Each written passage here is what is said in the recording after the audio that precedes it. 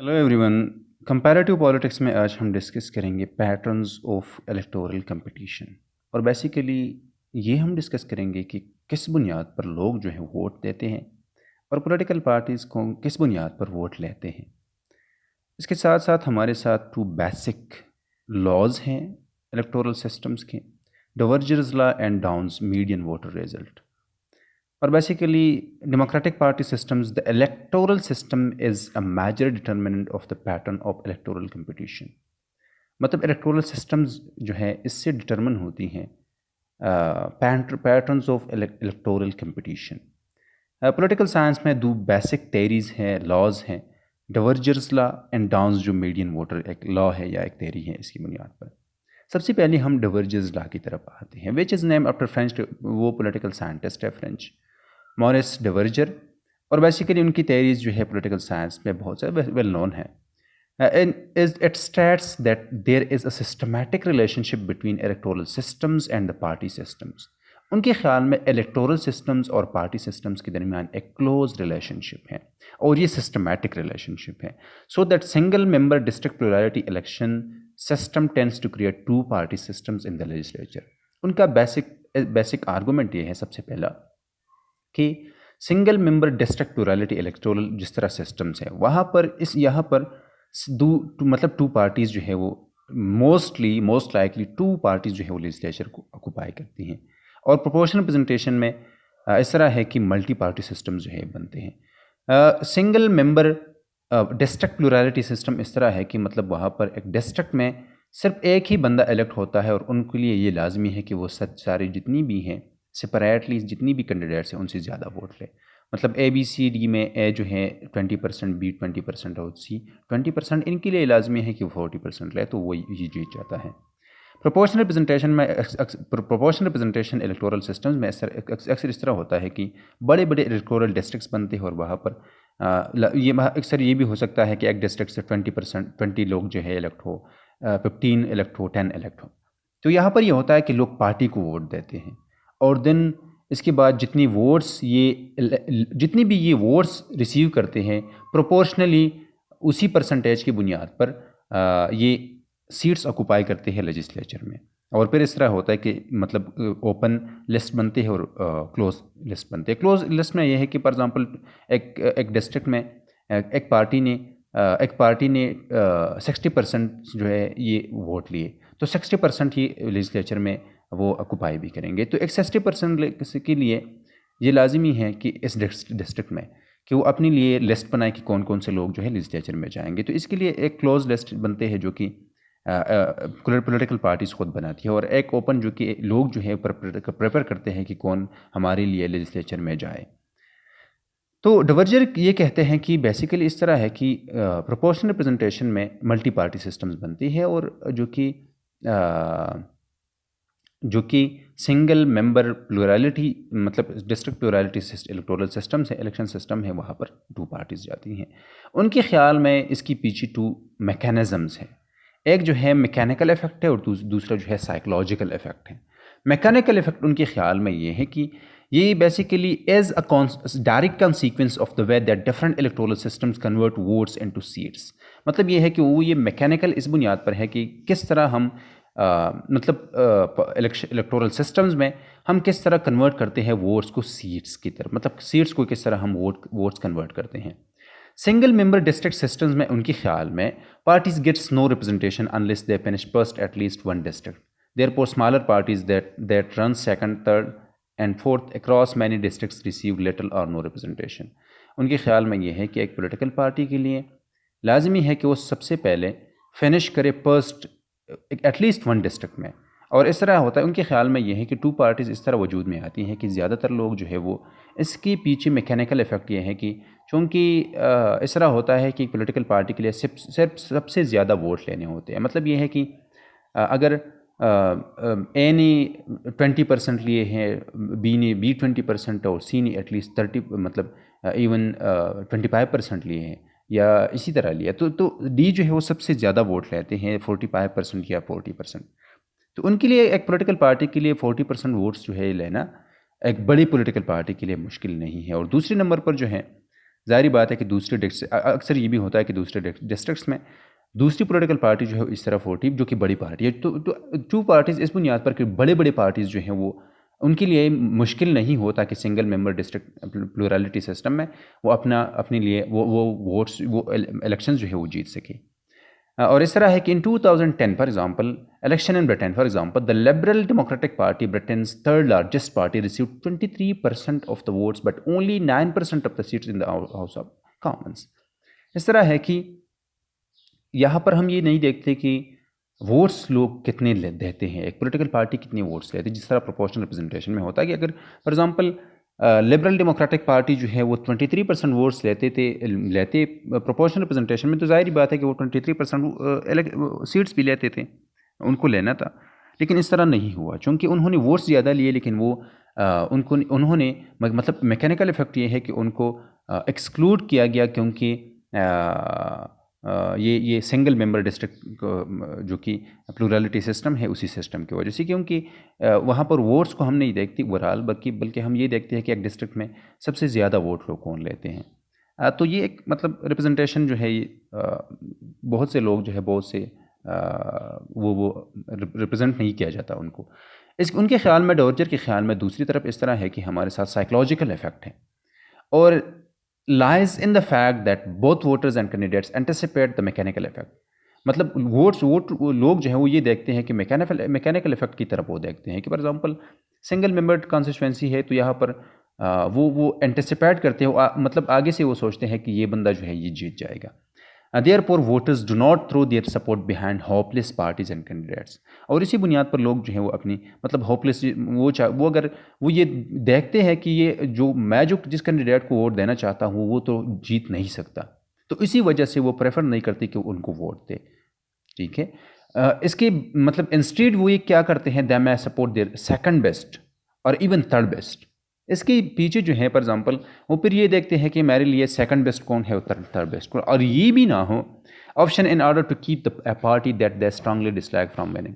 मतलब ये है कि स्ट्रेटेजिक वोटिंग की तरफ ये जाते हैं कि एटलीस्ट ये करते हैं कि फर्स्ट अपने जो कि प्रेफर करते हैं उनको वोट देते हैं, अगर वो होपलेस है तो फिर सेकंड बेस्ट को या थर्ड बेस्ट को, ताकि ये जो चाहते हैं कि ये एक पॉलिटिकल पार्टी न आ जाए, मतलब वोट्स हुकूमत में ना आ जाए, तो इसके लिए वो सेकंड बेस्ट को ऑप्शन को वो सेलेक्ट करते हैं या थर्ड बेस्ट को ऑप्शन को वो सेलेक्ट करते हैं।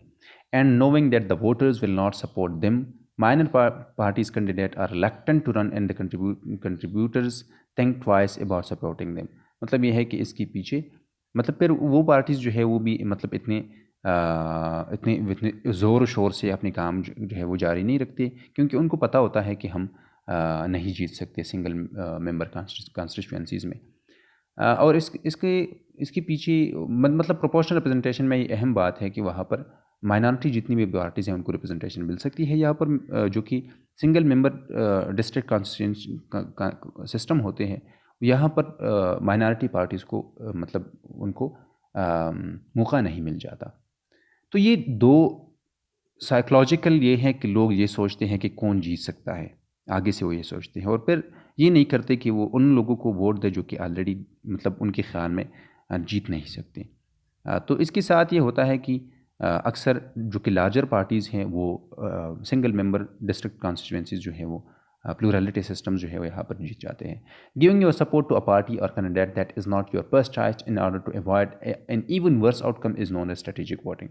स्ट्रेटेजिक वोटिंग बेसिकली ये है कि आप एक इस तरह आप पॉलिटिकल पार्टी के हक़ में वोट नहीं देते, एक पॉलिटिकल पार्टी के ख़िलाफ़ वोट देते हैं। For example ABCD political parties हैं और आप ये चाहते हैं कि मतलब A ना जीतें, तो इसके लिए आप C, B, C और D को वोट देते हैं। हालांकि ये हो सकता है कि तीनों में आपका फेवरेट कोई पार्टी नहीं है, लेकिन आप इसलिए उनको वोट देते हैं मतलब एक ही मुकाबले में D जो है ये मोर पावरफुल है, तो आप D को वोट देते हैं ताकि A हार जाए, ना कि D जो है ये आपका मकसद जो है इसमें नहीं है कि D जीत जाए, आपका मकसद ये है कि A हार जाए। ये स्ट्रेटेजिक वोटिंग है। Dowager argued that the strategic voting tends to work to the advantage of parties that are already large and to the disadvantage of smaller parties। सारी बात है कि वो कहते हैं कि अक्सर ये होता है कि हम लार्जर पार्टीज़ की तरफ जाते हैं, क्योंकि फॉर एग्जांपल लार्जर पार्टी ए और डी है, तो फ़ायदा अगर डी के ख़िलाफ़ आप वोट देना चाहते हैं तो ए को देंगे, ए के ख़िलाफ़ देना चाहते हैं तो डी की तरफ जाएंगे, तो दोनों जो कि बड़ी पार्टीज़ हैं उनको इससे फ़ायदा है। इंतानी डाउन्स का जो हमारे साथ दूसरी तो theory है या लॉ है, वो बेसिकली एग्जामिन करते हैं effects of the number of parties in their policy positions. मतलब ये पॉलिसी पोजीशन की बात करते हैं कि पॉलिसी की बुनियाद पर लोग जो हैं टारगेट करते हैं पर्टिकुलर वोट को, एक पर्टिकुलर मतलब लोगों को। He developed a theory to show that when two parties compete along a single left, right or other policy dimensions, they will tend to target centrist votes or converge। मतलब ये है कि अगर टू पार्टीज़ हैं for example, और ये दोनों left और राइट से मतलब इलेक्शंस जीतते हैं, मतलब compete करते हैं कि एक लेफ्टिस्ट पार्टी और दूसरी राइटिस्ट पार्टी है, तो इस तरह है कि मतलब उनके दरमियान एक एक एक एक गैप है।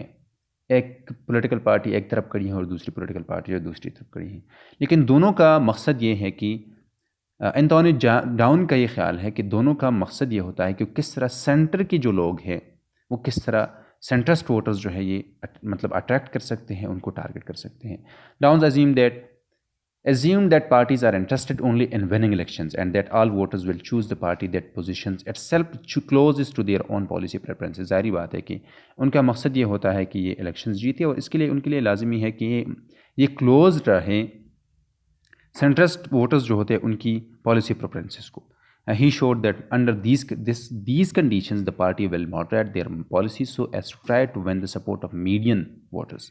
median इसको भी इस बुनियाद पर कहा जाता है कि इनके ख्याल में पार्टीज़ जो है वो अपनी जितनी भी पॉलिसी प्रेफरेंसेस है या पॉलिसी प्रोग्राम्स है वो एटलीस्ट इतने मॉडरेट कर देते हैं कि ताकि ये अपनी जो मीडियन वोटर्स है जो सेंट्रस्ट वोटर्स है उनको अट्रैक्ट करे। The voters who is at the mid point of the distribution of voters with as many other voters to the right as to the left. मतलब ये है कि ये सेंटर के कुछ लोग लेफ्टिस्ट होते हैं, कुछ राइटिस्ट होते हैं, तो दोनों के दरमियान में जो कि मॉडरेट लोग होते हैं उनको टारगेट करना राइटिस्ट और दोनों लेफ्टिस्ट दोनों का एक कैंडिडेट, दोनों का जो कंपटीशन है वो इस सेंट्रस्ट वोटर्स जो है इनके यहाँ पर होता है। Downs contribution is known as the median voters result. मतलब ये है कि मीडियन जो वोटर्स होते हैं उन वहाँ पर कंपटीशन किए जाते हैं। And applies to election with two parties. Under these circumstances, parties have to try to win a majority, therefore target center of the electorate। जाहिर बात है कि अगर ये जीतना चाहते हैं तो उनको लेफ्टिस्ट पार्टीज़ का लेफ़्ट तो वो कंफर्म है, राइटिस्ट पार्टीज़ के लिए राइट जो है राइटिस्ट वोटर्स जो है वो कंफर्म है, लेकिन मॉडरेट जो लोग होते हैं जो कि ना लेफ़्ट को सपोर्ट करते हैं ना राइट को, पॉलिटिकल पार्टीज़ के लिए लाजमी होता है कि वो किस तरह अपनी पॉलिसीज़ को पॉलिसी प्रोग्राम्स को मॉडरेट कर सकते हैं ताकि ये अट्रैक्ट करे सेंट्रस्ट या मीडियन जो वोटर्स हैं उनको, या सेंटर के जो लोग हैं। Proportional representation systems tend to create many political parties, however, and none of them typically has much chance of winning a majority। उनके ख्याल में प्रोपोर्शनल सिस्टम्स में ये है कि यहाँ पर मतलब बहुत सी पार्टीज़ हो सकती हैं, and none of them typically has much chance of winning a majority. मतलब प्रोपोर्शनल रिप्रेजेंटेशन में उनके लिए सारे लोग, चूँकि बहुत सी पॉलिटिकल पार्टीज़ है तो मतलब एक क्लियर कट मेजॉरिटी किसी के लिए विन करना मुश्किल होता है। On the other hand parties can survive with much less support. और इवन ये है कि प्रोपोर्शनल रिप्रेजेंटेशन में लेस सपोर्ट किसी के साथ साथ जिस तरह पहले भी कहा गया वो सर्वाइवल कर सकती हैं। Therefore in multi-party system there is not the same centrist pull। The parties may instead spread themselves out across the policy spectrum। मतलब ये है कि अगर मल्टी पार्टी सिस्टम है तो यहाँ पर किसी को पता नहीं चलता कि सेंट्रस्ट कौन है, राइटिस्ट कौन है। मल्टी पार्टीज़ है तो इसके लिए पॉलिटिकल पार्टीज़ ये इस तरह करते हैं कि वो इस तरह पॉलिसी प्रोग्राम्स बनाते हैं ताकि जिससे मेजॉरिटी जो है अट्रैक्ट हो। मतलब फिर वो ये नहीं देखते कि लेफ़्ट के, राइट के, सेंटर के। The upside is that even voters who are not middle of the road can find a party that voices their concern। Even ये है कि proportional representation में मल्टी पार्टी सिस्टम्स में जो मिडल ऑफ द रोड की मतलब voters जो कि मिडल ऑफ द रोड नहीं हैं वो अपने लिए अपनी चॉइस की पार्टी ढूंढ सकती हैं। The down side is that more extremist parties can make for political instability. ज़ाहिर बात है कि मल्टी पार्टी सिस्टम में अगर एक एक्सट्रीमिस्ट पार्टी हैं तो वो पॉलिटिकल इंस्टेबिलिटी को काज कर सकती है, जिस तरह पाकिस्तान में बहुत दफ़ा इस तरह हुआ। इस तरह है कि डाइवर्जर्स लॉ की बुनियाद पर वो कहते हैं कि टू इफ़ेक्ट्स हैं, मतलब टू चीज़ें हैं मैकेनिकल इफेक्ट है और साइकोलॉजिकल। मैकेनिकल ये है कि प्रोपोर्शनल, मतलब जो कि सिंगल मेंबर डिस्ट्रिक्ट कॉन्स्टिट्यूंसीज होती हैं, वहाँ पर लोग स्ट्रेटेजिक वोटिंग की तरफ अक्सर जाते हैं या उन कैंडिडेट्स को वोट देते हैं जो कि ऑलरेडी मतलब उनके ख्याल में जीत सकते हैं। तो वहाँ पर चूँकि एक कैंडिडेट के लिए सबसे ज़्यादा वोट लेने ज़रूरी होते हैं, तो ज़ाहिर बात है कि वो जीत जाते हैं। और टू पार्टी सिस्टम जो है ये बनते हैं लेजिस्लेचर में। इसके साथ साथ ये है कि वो ये कहते हैं कि साइकोलॉजिकल इफेक्ट, मतलब मैकेनिकल ये है कि सिंगल मेंबर डिस्ट्रिक्ट कॉन्स्टिट्यूंसीज होती हैं या प्लूरलिटी सिस्टम्स होते हैं। तो इसके लिए मतलब सिस्टम इस तरह है कि जो कि लोगों को स्ट्रक्चरली मजबूर कर देती हैं कि आप मतलब टू पार्टीज़ जो हैं वो लेजिस्लेचर में आ जाए। साइकोलॉजिकल ये है कि लोग ये सोचते हैं कि ऑलरेडी अगर एक पॉलिटिकल पार्टी हार जाती है तो वो उनको वोट नहीं देते। एक कैंडिडेट अगर हार जाता है तो उनको अपनी वोट को ज़ाया नहीं कर देते, कर सकते या नहीं करना चाहते। और दूसरी तरफ ये है कि ये स्ट्रेटेजिक वोटिंग भी दे सकते हैं, मतलब ये है कि एक कैंडिडेट के ख़िलाफ़ आप वोट दें। दूसरी तरफ जो है हमारे साथ एंटनी डाउन है।